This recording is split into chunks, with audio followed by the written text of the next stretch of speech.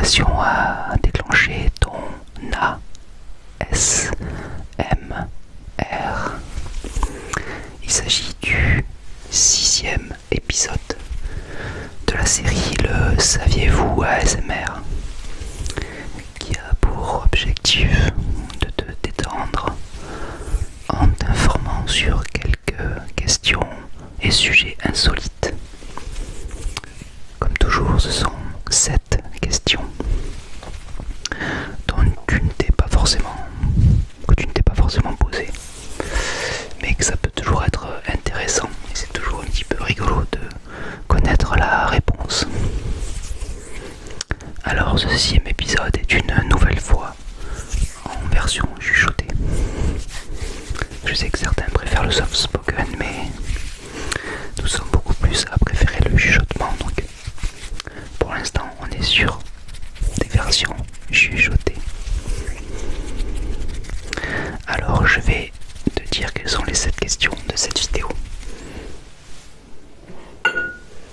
Je prends ma tablette. J'adore le tapping sur cette tablette. Que ça soit en fast ou en slow.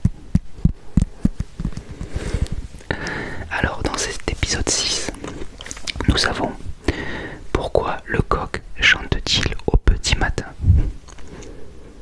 Pourquoi éternue-t-on?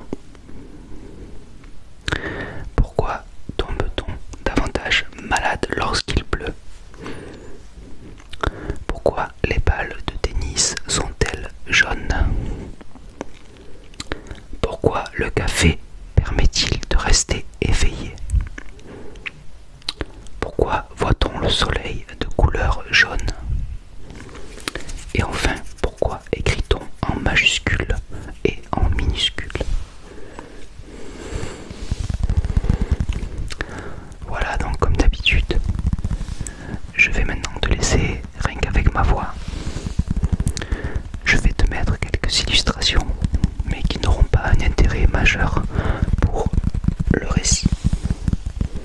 Du coup, je t'invite à prendre une position agréable, confortable, et du coup, tu peux même fermer les yeux.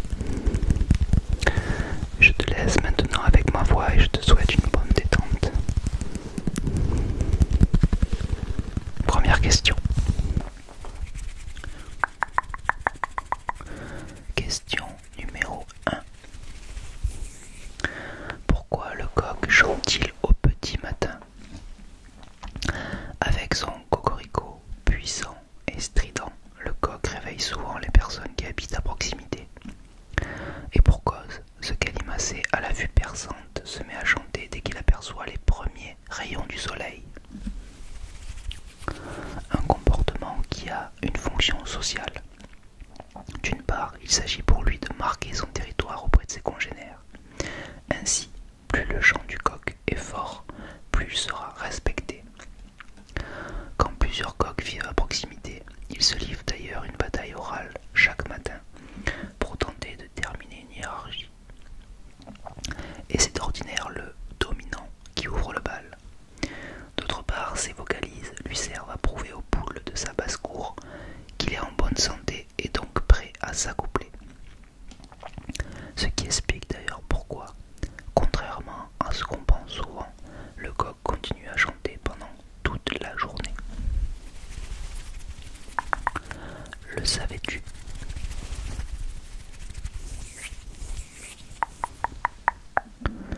Deuxième question. Pourquoi éternue-t-on? Conséquence d'un rhume, d'une allergie ou encore d'une simple gêne, l'éternuement est un mécanisme d'autodéfense mis en œuvre par le corps humain. Sa fonction est en effet d'évacuer les corps étrangers captés par le nez afin de les empêcher d'aller dans les voies respiratoires. Lorsque les voies nasales sont irritées, notamment à cause de particules de poussière ou de pollen, des capteurs des poils de nez s'activent et excitent des neurones sensitifs. Les signaux envoyés provoquent alors une contraction brutale du diaphragme, des abdominaux et des muscles intercostaux. Ce réflexe a pour résultat d'engendrer le fameux Hatchoum, une bourrasque nasale, souvent incontrôlable, destinée à nettoyer le nez. L'air expulsé peut atteindre la vitesse de 4,5 mètres par seconde, soit environ 16 km/h selon une étude du Alberta Provincial Laboratory for Public Health d'Edmonton au Canada. Le savais-tu?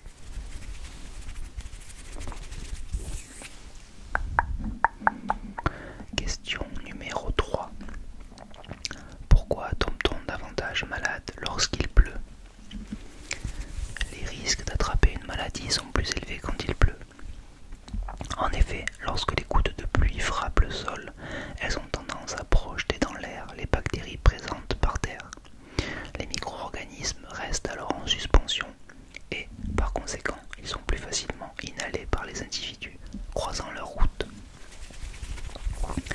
Selon le MIT, jusqu'à un quart des microbes au sol, soit 800 000 milliards de milliards par an, seraient ainsi dispersés par les précipitations à l'échelle mondiale.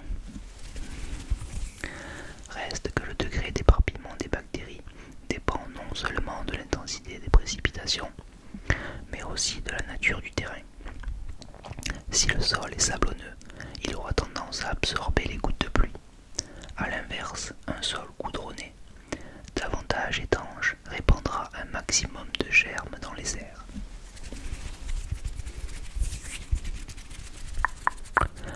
Le savais-tu?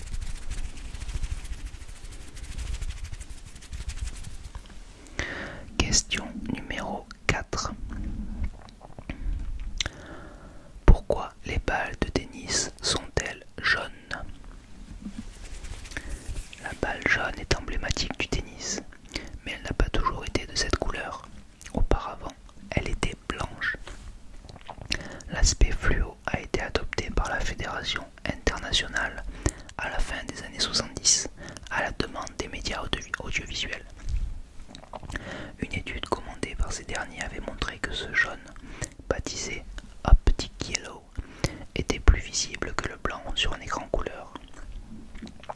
L'ambition des diffuseurs était de permettre aux téléspectateurs de mieux voir la balle dans les échanges, quelle que soit la surface, terre battue, gazon, dur, mais aussi sur les lignes blanches pour trancher les points litigieux.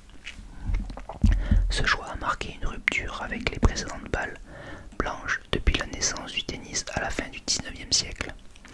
Celles-ci étaient en caoutchouc enveloppé de laine jusqu'à l'invention des balles sous pression en 1920. Le savais-tu?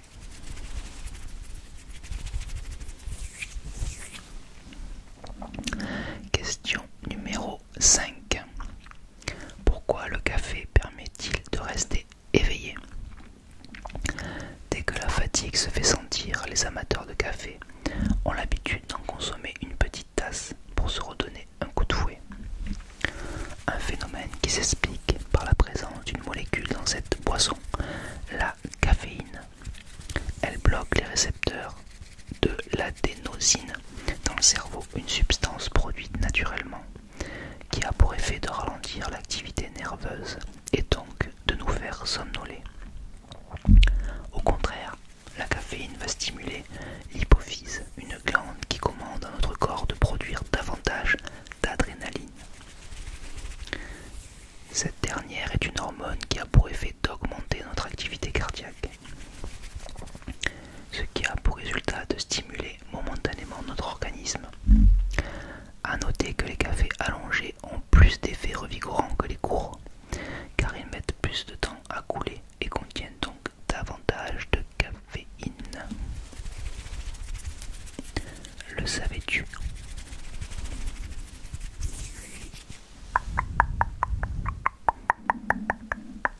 Question numéro 6. Pourquoi voit-on le soleil de couleur jaune? Lorsqu'il est visible dans le ciel, le soleil, notre étoile, nous apparaît jaune. Pourtant, sa vraie couleur est blanche, soulignent les astronomes. Et nous la verrions ainsi s'il n'y avait pas un obstacle entre nos yeux et le soleil, l'atmosphère. Celle celle-ci agit en effet comme un filtre qui laisse passer certaines couleurs et en bloque d'autres. Or, les molécules gazeuses présentes au-dessus de nos têtes ont tendance à absorber le bleu, ce qui explique d'ailleurs la couleur du ciel. En revanche, le soleil ne conserve pas sa couleur initiale une fois cette barrière franchie. Si on lui retire le bleu, le reste du spectre chromatique étant composé de rouge et de vert, il prend donc une couleur issue de ce mélange, le jaune. Mais si nous pouvions le voir depuis l'espace, le soleil nous apparaîtrait blanc, à la différence de sa représentation dans les films ou des images retravaillées de la NASA. Le savais-tu?